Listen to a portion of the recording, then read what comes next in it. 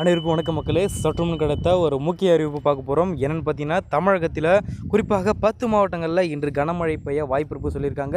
இது குறிப்பாக எந்தெந்த மாவட்டத்துக்கு அதிகமான கனமழை தரப்போகுது, குறிப்பாக வானிலை எந்தெந்த அளவுக்கு எந்தெந்த மாவட்டத்தில் இருக்க போகுதாம் இந்த செய்தி குறிப்பில் இன்ச் பை இன்ச்சாக பார்க்க போகிற மக்களே. ஸோ அது போன்ற பார்த்தீங்கன்னா முக்கியமாக இந்த வானிலை மற்றும் மழை பற்றிய கூடுதல் தகவலை நீங்கள் உடனுக்குடன் துல்லியமாக தெரிஞ்சிடும் அப்படின்னு நினச்சி மறக்காமல் நம்மளோட சேனலை சப்ஸ்கிரைப் பண்ணி வச்சுக்கோங்க. பக்கத்தில் இருக்க பெல் ஐகானை கிளிக் பண்ணி ஆல் டிக் பண்ணிக்கோங்க. அந்த முக்கியமான விஷயம், வீடியோ ஸ்கிப் பண்ணால் பாருங்கள். அப்போ தான் நான் சொல்கிற தகவல் என்னன்ட்டு உங்களுக்கு முழுமையாக சார். இப்போ வாங்க வீடியோக்குள்ளே போகலாம்.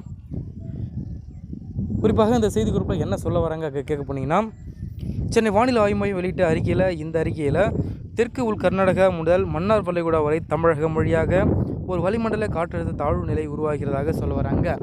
இதன் காரணமாக 30 இன்று தமிழகத்தில் ஒரு சில இடங்களிலும், நாளை பார்த்தீங்கன்னா புதுவை மற்றும் காரைக்கால் பகுதியில் இடிமுழக்கூடிய ஒரு பலத்த மழை பெய்யக்கூடும் அப்படின்ட்டும், மிதமான ஒரு மழை பெய்யக்கூடும் என்றும் சொல்லப்படுறாங்க.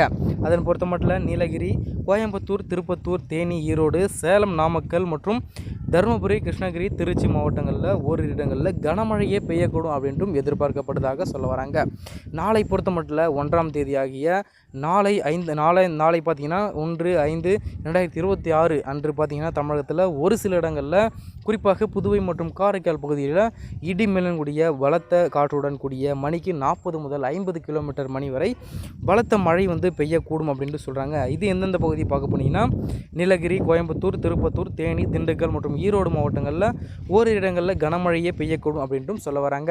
அதன் பொறுத்த மட்டும் 2ஆம் தேதி, அதாவது நாளை மறுநாள் பார்த்தீங்கன்னா குறிப்பாக ஒரு சில இடத்துல குறிப்பாக மழை பெய்யக்கூடும் அப்படின்ட்டு சொல்கிறாங்க.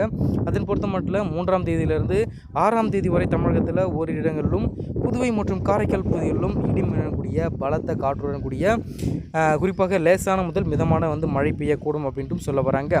24 மணி நேர குறிப்பாக அதிகபட்ச வெப்பநிலை பொறுத்த மட்டும் மாறுதல் ஏதாவது இருக்கா அப்படி கேட்க போனீங்கன்னா இருக்குது. கண்டிப்பாக 30ஆம் தேதி முதல், அதாவது இன்றிலிருந்து 4ஆம் தேதி வரை தமிழகம், புதுவை மற்றும் காரைக்கால் பகுதியில் அதிகபட்ச வெப்பநிலையில் ஒரு குறிப்பிடத்தக்க மாற்றத்துக்கான வாய்ப்பு குறைவு அப்படின்ட்டும் சொல்ல வராங்க. எனினும் சற்று உயரக்கூடும் அப்படின்ட்டும் குறிப்பிடத்தக்கதாக சொல்ல வராங்க மக்களே.